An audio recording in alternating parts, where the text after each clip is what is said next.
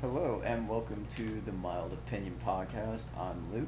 I am Logan. And today we're doing episode 14. This is our second episode in season 2 of our show. And today we're going to be talking about some of our best and worst TV show viewing experiences. Because last season we did an episode about kind of like some of our best and worst movie going experiences. So we're going to take that same kind of idea and apply it to TV shows we've watched. So I was gonna just start right off. Like, what are some TV shows for you that, throughout your life, just have played a big role in your viewing experiences, or like that have just blown you away? So, whenever anyone asks me, I always tell them like it's not like anything like crazy mind blowing or anything. It's kind of just like my comfort show. But my favorite TV show is That 70s Show. Aha. A classic. Which I only watched. That was like 2 years ago. Yep, 2 maybe? years ago. And I really liked it. I thought it was really funny. But yeah, in terms of that's a good comfort show too. And I feel like my comfort show is Seinfeld because I've just watched that since I grew up, and like my family and we like quote it to each other every time we see each other. It's like that show. I'll turn it on and I'm like so relaxed and just I have it on in the background a lot. But yeah, that's definitely for me up there as one of my most comfort shows like that. Best show I've seen. I'm trying to rifle my. I don't know, because there's a lot of like really, really good shows. Like like Breaking Bad is up there. I feel like Breaking Bad's on like everyone's list. Yeah. I'm low key though. Like after watching Breaking Bad and Better Call Saul, sometimes I'm like, Breaking Bad has its moments where it's like nothing beats it, but also there were a few moments where I was like in Better Call Saul like more shocked. Yeah. So I feel like honestly over time those two shows have reached the same level for me of enjoyability and just like how well I think they're both done. Yeah. Yeah. I mean, I like both of them quite a bit. I will say, when I was watching Better Call Saul with you guys, I was like, yeah, like, this is good. Like, I'm enjoying this. But then, I mean, I also enjoyed, Breaking Bad and everything. Bad's classic, yeah. And then, I don't know. I feel like a lot of it's just like there's so many shows that I've seen. No. Like Severance. I love Severance. Severance was good. Yep. I know for me, I'll give the next two shows for me, at least after Seinfeld, that I consider, I guess, in my like top three. One of them is It's Always Sunny in Philadelphia. Cause especially like the first time I watched it, I couldn't really get into it that much. And I feel like that must be how a lot of people feel, because the humor definitely takes some getting used to. But over time, that show has grown on me so much, and I rewatch it like probably like once a year at this point, just because it's easy to watch now, and like I feel like there were a few seasons where they kind of lost their footing for like 2 or 3 seasons, but there was still like some good stuff in it. But then I've talked to you about it. I feel like the past 2 seasons that have come out have like left me with like no question that it's like just as good, and like they still are doing a good job of like making it really funny and coming up with just ridiculous storylines. So that's definitely one for me. And then another show, and this is on the serious one, but I've watched this show like growing up. I know a lot of people hate the way the show ended. I don't. Is Lost. I love Lost. It's like in my top 3 shows, and I came to a point where I was like, I can point out a lot of things where I'm like, I understand why people didn't like that. And I have a lot of things I'm watching it where it's like, yeah, the thought process in that just doesn't add up. But from the get-go for that show, there's so many characters that are just so interesting right off the bat. Like, for anybody who hasn't seen the show, it's like right from the beginning, each episode is about a specific character for the most part, and it like shows you like their backstory and like kind of how that translates to their thought process now. And I have not seen a show in a while that just can draw me into the characters so much, and also just every time I watch that show, there is something new that I come to appreciate about it. So that's definitely Seinfeld, Lost, and It's Always Sunny. I would put as my top 3 shows. I feel like It's Always Sunny is one of those things too, where it's like they could have it going, like literally forever. Like they could have 20 more seasons of It's Always Sunny. It's just like the way that the humor is and like the randomness of it. Like it's like you'll never run out of ideas because you can do virtually anything. Yeah.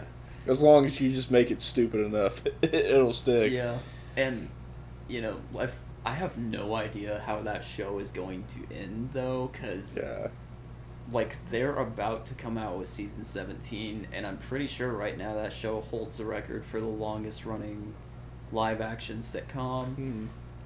And like I'm pretty sure they've come out and been like, we're just gonna keep making it like for as long as we feel like it's still fun and like we're enjoying it and like people still like the stuff we're putting out. So, but just something about the show is each season I feel like they each just become worse. And it gets to a point like that probably about in season 4 where you realize they're just getting worse and worse, and that has not stopped. Like they've just been getting worse and worse and worse. So I'm wondering, what is that gonna lead to? Like what is it gonna look like if they do another 3 seasons? How much more will they all have devolved? I feel like just overall It's Always Sunny is one of those shows where it's like you're either gonna like it, like you're gonna get the humor and you're gonna like it, or you're just gonna think it's awful. Yeah. Just because of how like bad it is, how stupid some of the moments are. Like if that's like your kind of humor, you love it. If not, it's not for you. Yeah. And I mean, you'll have that. Like it is okay. But I also love it just because, well, me and you watch it. We quote it all the time. It's hilarious. But for some people, I could see how that would be like not fantastic. Sure. So I'll jump over to another thing here. They're just kind of on the opposite end of the spectrum, and I'll kind of combine 2 questions that I had here. But what's something that either the show was good and then the ending just like ruined everything, or just a show that you watched and by the end of it you were like, why'd I watch that? Like, do you have something like that?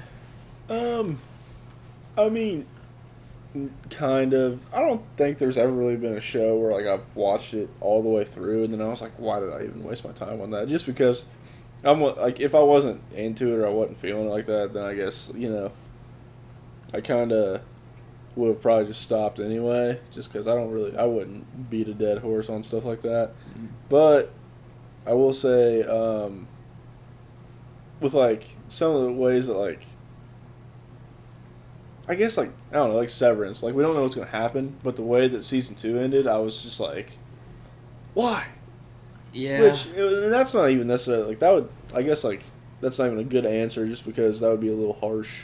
Well, like there's still more to go. I also felt like at the end of Severance where it was like, there was a lot, I feel like overall in season 2 there was a lot to be like, I wish they dove further into before the finale, but I still really enjoyed that finale. Yeah. I thought it was great. Yeah. Yeah. I think, well, a lot of times when I'm like that's terrible, or like, why did I watch that? It's just because, like, it'll be like a cliffhanger, and then, like, they just got canceled. Yeah. And which happens a lot. Thankfully for Severance, they've already come out and been like, no, we're doing season 3. Like, kidding me? Also, the show's just, like, super popular and been super successful. But for me, I don't have it. I'm kind of like that. I don't have anything where I've watched it and been like, gosh, I wish I did not watch that. But there's one glaring one, which, like, anybody who's seen this will know. But, like, I know you haven't seen Game of Thrones. But Game of Thrones, from season 1 through probably about season 6, is just, like, top tier. The characters are all super interesting. The storylines are cool. I mean, it's like a little messed up at certain points, and like there's obviously problems here and there, but in terms of being consistently good and even getting better, that show was great for, I want to say, at least 6 seasons. Then even season 7 came, and it wasn't terrible, but you could definitely tell like it wasn't as good. Mm-hmm. Then you get to season 8, and it's like, what the heck, dude? Yeah. They rush through everything they set up. The way it ends is just like, then what was the point of like half of what I just spent, however long it takes you to watch a show? It still finishes up everything in the show, but that's definitely one where it's like, for what the show was versus what it is at the ending, it deserved so much better of an ending, and so much like more thought out of an ending than what it got. Yeah, I do. Even though I've never seen it, I do remember when the ending came out, and I saw the memes about it, and everybody was talking about how terrible it was and stuff. I'm like, well, that's unfortunate for everyone who absolutely loved it, because I know there's a lot of people who do. Yeah. It's really disappointing too, because I can like honestly count on one hand the amount of things in the final season that were done well. And then the rest is just like, yeah, what the heck were we thinking, guys? Like, come on. Oh, I did think of a show that I absolutely despise in its entirety. Yes. Not even just the ending, just all of it. It's part of the MCU, actually. Oh, gosh. Secret Invasion. Can't stand it. It was terrible. The whole thing. I didn't even watch the finale of that. You didn't miss anything. That finale made it worse. It was terrible. And that's another thing too. It's like, you're telling me that for a character like Nick Fury, who's been around for the longest time, this is the best we can think of? This is Samuel L. Jackson. Like you paid him this money, you spent all this time on this, and this is what you gave him? Yeah. Are you kidding me? I mean, and like, not to say anything about him, because like he was still great. He was always great, but like he can only do so much for a terrible script and a terrible story arc of the entirety of the MCU. Like, this is what you had to offer for him? That's crazy. Yeah, and just I can't get it, because like whenever he showed up, it was kind of like, oh, it's Nick Fury. Like, all right, he's gonna say some cool stuff, maybe get in like a fight scene or two, and then dip. And then it's just like, no, this is about him. And then they spent so much time on just like all these random characters, and like they're dealing with something to Marvel fans as big as Skrulls, and this is how they're handling it, like in a offshoot show about Nick Fury, and then it's like, no, let's wrap this up by the end of the show and then never come back to it. Yeah, that's definitely disappointing. All right, so this is one that I think will be fun, but like, what's something where either a show that's been just like crazy from beginning to end, or like just the most shocking show you've ever watched? And I know there's one in the conversation that we've both seen, which probably will come up at some point. Yeah. So I think, well, not to bring it back up again, but Severance is one of those, just because I feel like it's like the concept is so wild and stuff. Like, from the word go, you don't really know what's going on. You find out more about what's going on in season 1, and by the end of it, you're like, all right, like, yeah, this is what's going on. And then you kind of lose all that in season 2 because it gets complicated again, and you're like, oh, what is going on? And then you're left on cliffhanger again, which, not necessarily a bad thing, but it's just like the whole time, like, it's very intriguing, and you're roped in. But like the whole time, it's just like, what is happening? We're definitely left on a cliffhanger there, where it's like, we talked about this in an episode we did on Severance right after that finale came out. I have no earthly idea of what is going to happen next. Like, there's still so many questions, and like it seems like they like split up their characters in such a like complicated way, and then just with everything they set up, no idea what comes next. So that's definitely a show where it's like, in terms of cliffhangers, there was some stuff where at the end of each episode you're just like, what the heck happens next? Like, what? But yeah, I was gonna say the most shocking show that I've ever watched in terms of like violence and just unexpected things happening is The Boys. Yeah. Because it's like, there's literally like, somebody will be mid-conversation and just like, boom, they're dead. Yeah. Just like get a hole burnt through them. Yeah. That show, and like, we'll not get too deep into it, but like, in terms of how bizarre and like grotesque some of the stuff in that show can get, they literally are like, what's the most horrendous thing we can think of? And then it's like, what's some more horrendous things we can think of? Good. Put them in that scene. Yeah. And it's just something you have to get used to watching the show, but whenever you think they've topped themselves on it, you're wrong. Like, there's something more. Yeah. Well, and also with The Boys, like, it's not even like we're talking about just like, it's like super gory and gross, which there are parts of it that are. And like, that is a big part. Like, it is gory and gross. But some of them just like the weird, like, concepts and stuff that they draw up, just like innuendos and different, like, just like strange things that it's not even to do with like gory. It's just like, it's odd. Yeah. And like, to its credit too, like, I think as we've watched that show, like, it's a credit to these actors that they're able to take this and then just like deal with it. And I don't know if you've heard them talk about it, but they're like, they'll make jokes and stuff about like, oh, we have to film that scene again because somebody messed up, and they're like so not looking forward to it just because of how messed up it is. But yeah, that show, also in terms of like some of the decisions the characters make, like, I feel like whenever Homelander is on screen, like, I'm always like, this guy is so unpredictable. I don't know what he's going to do. And that's part of why he's like a good villain, is because they introduce him and he's kind of like stupid. I mean, he's like smart, but he's kind of like naive. And just as you've watched it, he's getting like smarter and like more manipulative and like realizing the true power he has. And so like whenever he's on screen, I'm like, this is why the show is just berserk. It's because of this guy. So yeah, that show for sure is shocking. I think another one, it's not like necessarily like super shocking, I guess, but it is kind of crazy in terms of like where the story goes and all that, is one that's actually been kind of controversial. It has a lot of talk right now. Stranger Things, just because it starts off as just kind of like it's more so like, just vibes, like a bunch of kids, in the 80s and all that, and it's a real vibey show, and then you get into like the Upside Down, and it's kind of sci-fi and all that, kind of eerie, and it's like, all right, like, this is cool. And then each season they kind of just like up the ante. Escalates. Yeah, like the threat is more and more severe as you go on. Yeah, and that with that show, without getting too far into the show, because like we'll come back to Stranger Things, but it starts out and it's about kids losing their friend.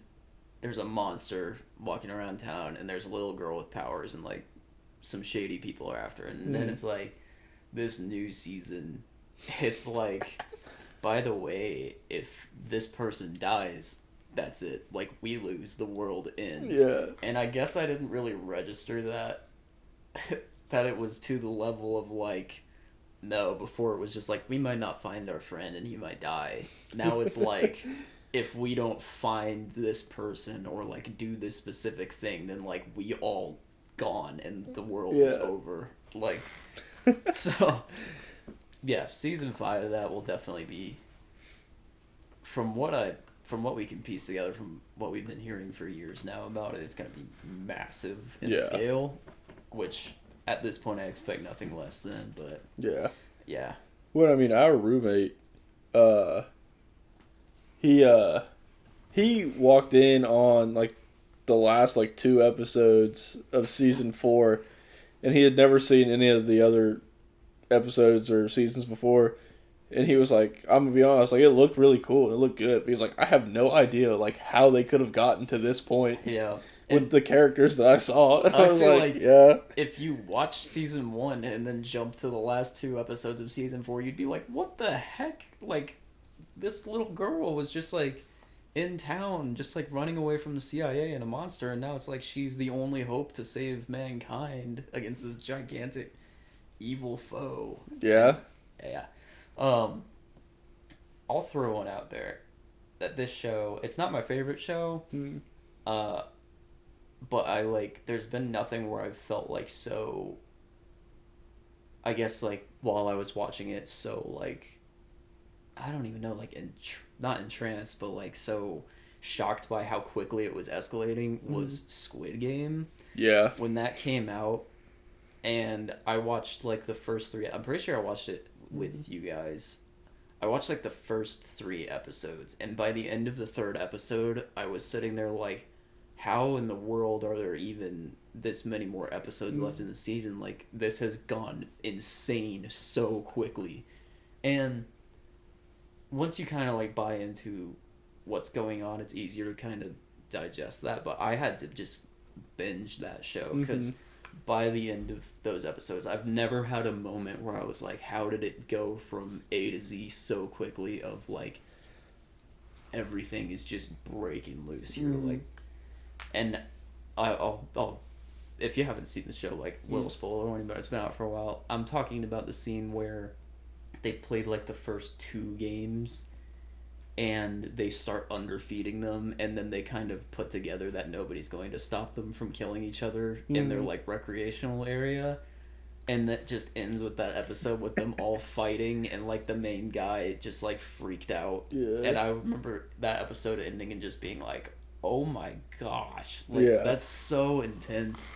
But I've never really had a feeling where I've so consciously been I have no idea how it got from there to there that quickly, and there's this much left to watch. I think a show that I really like, it's not even crazy, shocking, wow, you know what I mean? I think it's more so of because a lot of what we've been talking about has been kind of sci-fi and stuff escalating really high, really fast, world-ending stuff and stuff like that. This one isn't even that. It's more of a real life, local kind of story. Mm-hmm. But that is Euphoria, just because it's about high school kids and stuff, and it's high school kids, their families, the people that they know and they're associated with and stuff like that. And it's that show escalates really fast because it kind of just follows here's these characters, they're all in high school, whatever, you know what I mean? Some of them are on drugs, some of them do whatever, but real world stuff, you know what I mean? That happens all the time. And then it just goes crazy far, you know what I mean? People who should be in jail who are not, dealing with drugs and stuff, and their own mental whatever and their social issues and all that. And it just goes from kind of a story about just kids in high school to there's this and there's this and there's this, and there's police involved, there's drug gang people involved and stuff like that. It's just I feel that's just one of those things, it's not a huge scale, but by the end of it you're how did you watch episode 1, you're all right, yeah, and then the end of it you're how did we get here? Yeah, how did we get to this point? Yeah, I feel I'll throw one out there that too, one that's kind of really real world based, and it's not the craziest show I've ever watched. It has some jaw drop moments and stuff, but in terms of, I guess, ending not all the way I expected it to, and I won't say it on here because the show's not that old and you haven't seen it, but the show Succession, the ending is just you think something's going to happen and it's just nope, and then it's done, and it's really? Whoa, I did not see that coming. And that happens a few times through the show, so you kind of have to hold yourself accountable for that, but it just seems it's going somewhere, and then it purposely is but remember the show you're actually watching, and then something else happens, and it's whoa. And to that show's credit, I felt its ending was really well done, even though it's not what you expect, and I know a lot of people were happy with it. It's just it comes out of nowhere, whoa. Yeah. I know a lot of people have told me that I need to watch it. I feel I have a lot of shows on my roster that I need to watch that I just haven't. Yeah, I finally went and watched it after our friend Mike kept telling us to watch it. And it was definitely worth it. So I think you'd like it a lot. It draws you in pretty quickly too. So There was one more thing that I was gonna bring up, which is, do you have any shows that have been canceled that you thought deserved to keep going? There is one in particular that I have in mind that I just can't even. Every time I think about it, it makes me mad. 1899 on Netflix. That's the one I was gonna say too. Dude, it draws you in so much. It's really well made. The story's cool. You know what I mean? Like, you're getting through it. You're wondering what's going on. It's really awesome, whatever. And then, you know, by the end of it, you find out, like, whoa, this is, like, way crazier than I even thought. You know what I mean? Because, like, there's some pretty crazy stuff that's going on with it as you progress through the show, like season 1. And then, like, they get to the very end of season 1, and you're like, dude, like, this is insane. Like, this is about to be, like, a crazy show. You know what I mean? Like, season 2 is about to be absolutely, like, nuts. Nothing else. Done. Canceled it. Yep. And that show, too. That show surprised me in a really specific way, which is I started watching it, and then I pretty quickly was like, I think I know what's going on. And then they were like, yeah, you're supposed to, like, a few episodes in, so I was like, okay, so there's going to be something more to this. And then as it just kept going, it was getting crazier and crazier every episode. The characters were pretty interesting. The story was just like, where is this going? And then ends on the biggest cliffhanger. It's like, now we never know what happened. Nope. And I'm pretty sure after that show came out, it didn't, like, perform poorly. No. So I still have no idea why. From what I read, it didn't perform poorly, and it had a really, like, loyal fan base who were, like, they, like, had, like, a whole, like, giant petition to get it back and everything. From what I read, it was part of Netflix, because it was a Netflix show, and it was part of Netflix cutting, like, budget cutting in order to make room for bigger, like, blockbuster shows. So it unfortunately just kind of fell to the axe. Dang. There's one more show I'll throw out there, and I'm pretty sure that you haven't seen this, but this fell victim to that same thing. There was this show called Colony, which is kind of an out there plot, but, like, once you start watching it, you see how they do it. It's like the governments of the world have made this deal with extraterrestrials to, like, host them. And so they, like, basically lock down humanity into these districts, and they're like, we're gonna do what we're gonna do with the extraterrestrials and not tell you what's going on.